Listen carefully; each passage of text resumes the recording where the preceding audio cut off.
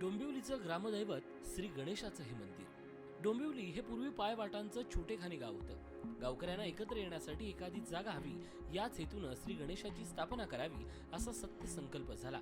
त्यानुसार छोटेखानी समारंभानं 24 मे 1924 रोजी ग्रामदैवता असणाऱ्या गणेशाची स्थापना झाली.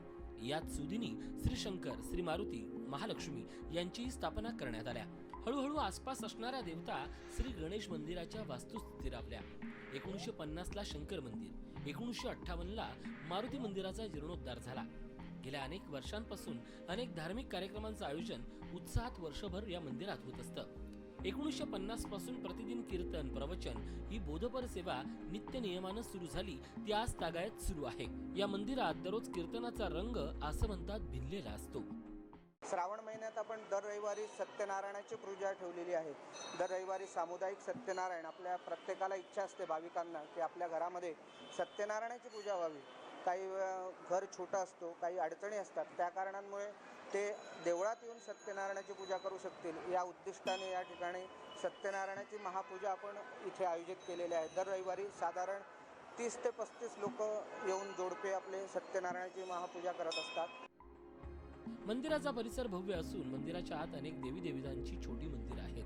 त्यामुळे दिवसभर इथं भक्तांचा राबता असतो. मंदिरामध्ये एकाच वेळी शेकडोच्या संख्येनं जमा होणारे भक्तगण लक्षात घेऊन या सभामंडपात मोकळी आणि स्वच्छ हवा कशी खेळती राहील याचा कटाक्षानं विचार करण्यात आलाय. मंदिराच्या 30 फुटाच्या गाभाऱ्यात कुठेही खांब नाही. गणेशाची मूर्ती पूर्व आणि आग्नेय दृष्टीची आहे, त्यामुळे ती भक्तांची सर्व इच्छा पूर्ण करते. आबालवृद्धांसह तरुणांपर्यंत सर्वांनाच हा बाप्पा आपलासा वाटतो, तो याच कारणानं. सुमारे 10 वर्ष अंबुताई गोडबोले यांनी प्रमुख पुजारीपद या मंदिराचं भूषवलं. तेव्हापासून अनेक छोटे मोठे सामाजिक उपक्रम चालू आहेत. सध्या जे उपक्रम चालले आहेत त्याच्यामध्ये प्रामुख्याने नववर्ष स्वागत यात्रा हा उपक्रम 1999 पासून सुरू झाला आणि नंतरच्या काळात नववर्षाचं स्वागत देशामधल्या अनेक मोठ्या शहरात, काही परदेशातल्याही काही शहरात जिथे आपले भारतीय राहतात त्यांनी या नववर्षाच्या स्वागताला प्रारंभ केला आहे. 1926-27 ला मंदिराचे पहिले विश्वस्त मंडळ तयार झालं. 1936 ला मंदिराची पहिली घटना तयार झाली. या घटनेचं वैशिष्ट्य म्हणजे त्या काळी जातीयतेची सर्व बंधनं झुगारून मंदिर सर्वांसाठी खुलं करण्यात आलं. सर्व सामाजिक उपक्रमांचा समावेश या घटनेत होता. हे महत् आश्चर्य म्हणावं लागेल. तीच परंपरा आजचं विश्वस्त मंडळही समर्थपणे पुढे नेताना दिसतंय.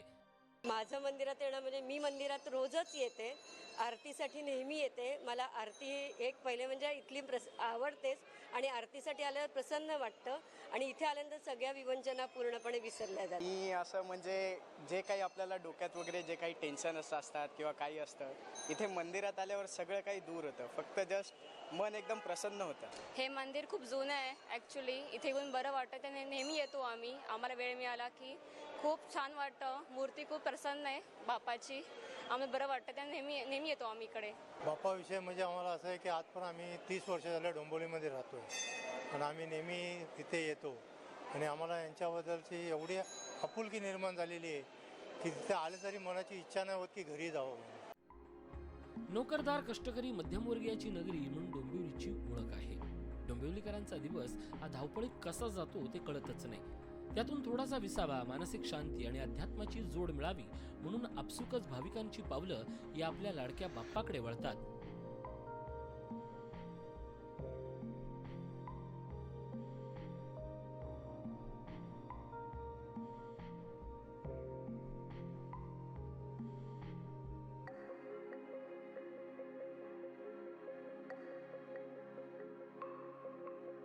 आणि बाप्पाचं हे मनोहारी रूप पाहून नतमस्तक होतात.